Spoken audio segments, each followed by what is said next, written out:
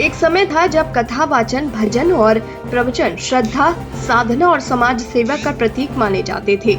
लेकिन आज के समय में ये गतिविधियां धीरे धीरे पेशेवर मंचों में तब्दील होती जा रही हैं।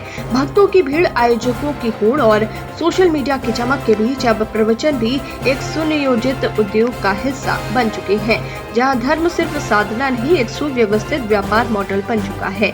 इस पूरे परिदृश्य में जया किशोरी एक अत्यंत प्रमुख नाम बनकर उभरी हैं। एक ऐसी शख्सियत जिनके हर प्रवचन के पीछे अब लाखों की आर्थिक रणनीति जुड़ी होती है। माना जाता है कि जया किशोरी किसी भी एक दिवसीय कथा कार्यक्रम के लिए लगभग 9,50,000 रुपए की फीस चार्ज करती हैं, जिसमें से आयोजकों को एडवांस में लगभग 4.25 लाख रुपए जमा कराने होते हैं। ये फीस केवल कथा सुनने के लिए नहीं है, बल्कि ब्रांड जया किशोरी को मंच पर उतारने की कीमत है। हैरानी की बात ये नहीं कि लोग इतनी बड़ी राशि अदा करते हैं। हैरानी की बात ये है कि अगर आयोजन किसी कारणवश रद्द हो जाए तो वो एडवांस राशि भी वापस नहीं की जाती।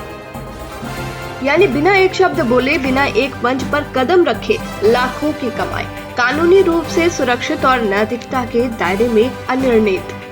यहाँ सवाल सिर्फ पैसे का नहीं है, ये उस तंत्र की आलोचना है जो अब श्रद्धा और आयोजन के बीच अनुबंध, शर्तें और कमाई का पुल बना चुका है।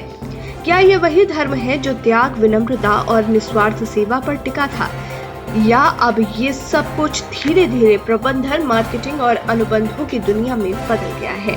कभी संतों के जीवन का आदर्श वाक्य जो मांगे ठाकुर सोई दीजिए हुआ करता था। आज वो बदलकर जो मांगे आयोजक सोई दीजिए बशर्ते पेमेंट पहले हो जैसा प्रतीत होता है।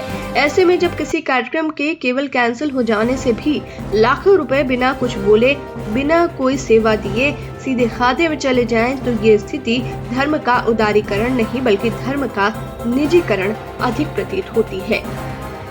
यह आलोचना किसी एक व्यक्ति की नहीं है, बल्कि ये उस समूचे ढांचे की है जो धर्म और पूंजी के मेल से खड़ा हुआ है। एक ऐसा ढांचा जिसमें साधना अब सेवाओं में बदल गई है और सेवा अब शुल्क में। ऐसे में आम श्रद्धालु कहाँ खड़ा है?